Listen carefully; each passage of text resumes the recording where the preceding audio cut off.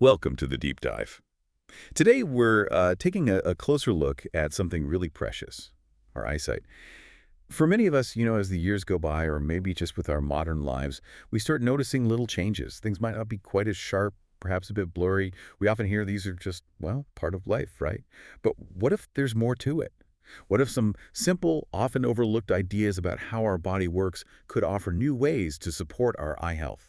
That's exactly right. So many people experience vision challenges. And look, traditional medicine absolutely has its vital role.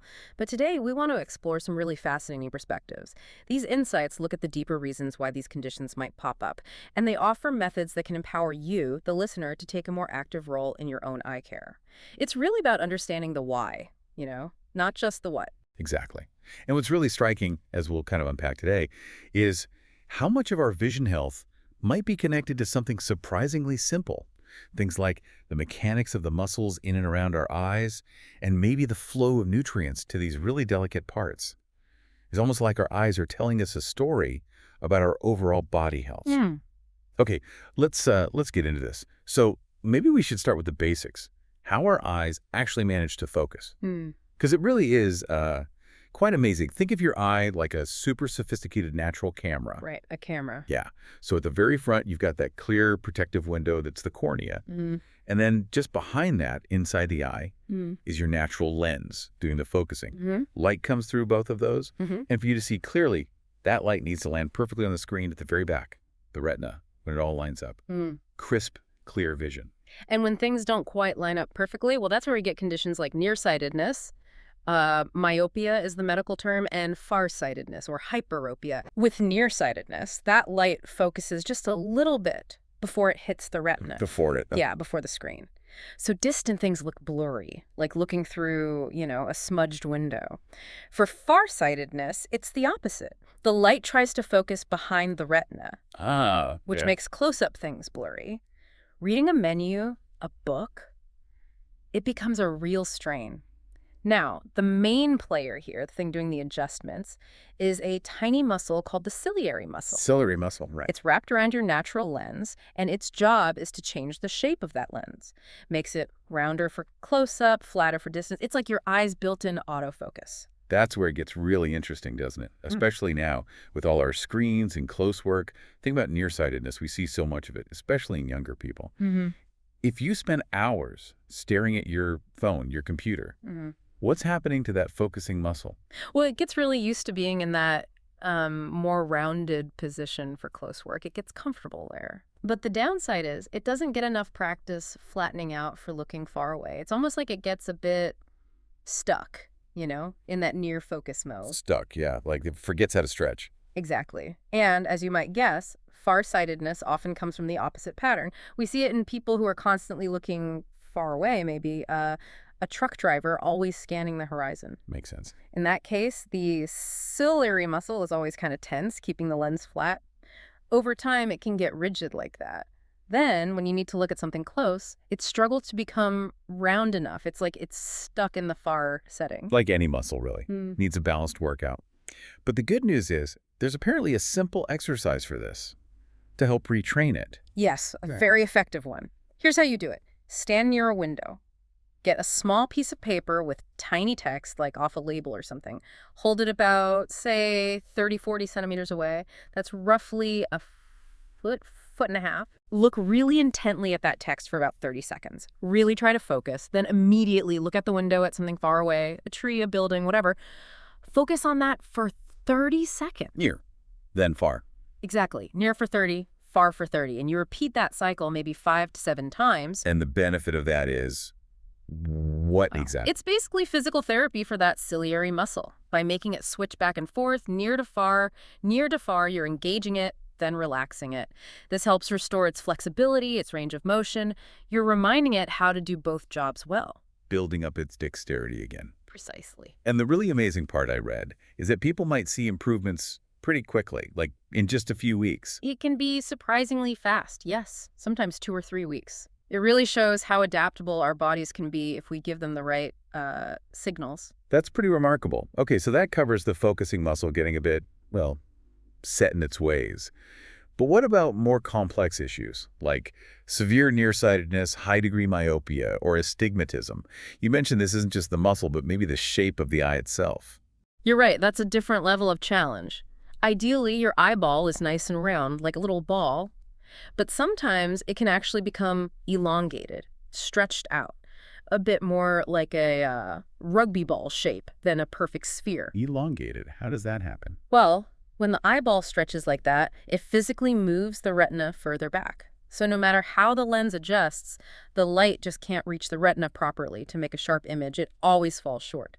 That causes severe nearsightedness. Right. And this stretching often seems linked to tension in the muscles around the eyeball, the ones that move your eye up, down, left, right. Yeah, eye-moving muscles. Exactly, the extraocular muscles. Yeah. If these muscles are constantly tight, they can sort of gently squeeze the eyeball. Over a long time, that constant pressure can cause it to gradually stretch out of shape. Well, okay. And astigmatism, how does that fit in? Astigmatism is also about shape. Instead of being perfectly round, the eye might be a bit squashed, more like a football, as you said earlier. Right, like a football. So light entering horizontally focuses differently than light entering vertically. It causes blurriness or distortion at pretty much all distances. And is that also linked to those eye-moving muscles? Often, yes. If the tension in those muscles is uneven, say, the side muscles are much tighter than the top and bottom ones, that uneven squeezing can distort the eyeball into that irregular football shape. It's a physical result of muscle imbalance. So if muscle tension is causing the eye to change shape, how do we address that? Well, there's a technique aimed at relaxing those specific eye-moving muscles. It involves very gently pressing on different parts of the eyeball through closed eyelids, of course. Humbly pressing. Very gently. With your fingers. You'd press lightly from one side, say the right, hold for a second, release. Then the left side, then from the top, then the bottom. And you'd repeat this cycle, pressing each direction maybe 30 or 40 times. The key word is gentle. And the idea is this helps the muscles relax. That's the theory. This gentle, rhythmic pressing is thought to signal those tense muscles to let go. It's not about forcing the shape back, but about releasing the chronic tension that might be causing the distortion. As the muscles relax over time, the eyeball might gradually return to a more natural, rounder shape because that constant squeezing pressure is reduced. Okay, that makes sense, giving the eye a chance to reshape itself naturally. Wow. All right, let's shift gears a bit. What about clarity issues? Like cataracts, that's a big concern for many people as they get older. Cataracts. Basically, it means parts of your eye that should be crystal clear are becoming cloudy or opaque. Like a foggy window. Exactly. And this clouding can happen in different places. It might be the cornea, that front window, Okay. or it could be the natural lens inside the eye. But often the underlying reason, whether it's the cornea or the lens, seems to come back to issues with blood flow, not enough circulation. Blood flow again. It keeps coming up, doesn't it? It really does seem central to many things. So let's take corneal cataracts first, and the front window clouding. You mentioned a surprising method involving sugar. Yes, it sounds strange, I know. But for clouding of the cornea, which is right at the surface, poor local blood flow is often the issue. The technique involves taking a tiny, tiny pinch of powdered sugar. Powdered sugar. Yes, like confectioner sugar, and gently blowing a minuscule amount into the open eye. Now, the sugar itself isn't the cure. What happens is it causes a very mild temporary irritation. Ah, okay. Irritation triggers blood flow. Precisely. Your body reacts by rushing blood to the area to deal with the irritant. You'll see temporary redness. That's the sign of increased circulation right there at the surface. This boost in fresh blood flow can help clear away waste products and bring nutrients, potentially clearing up that corneal cloudiness quite quickly, sometimes just a few days. Interesting. Like jump-starting the local circulation. What about cataracts in the lens deeper inside? That sounds trickier. It is trickier because the lens is deeper and gets its blood supply differently. Often, the blood supply to the whole eyeball comes via arteries that pass through the neck from the brain supply network. So neck tension could be a factor. It absolutely can be, especially with age. If your neck muscles are chronically tight, maybe from posture, stress, looking down a lot, they can actually slightly constrict the blood vessels passing through. Reducing flow to the head and the eyes. Exactly. Less blood flow means fewer nutrients and less oxygen reaching the lens, which can contribute to it becoming cloudy over time.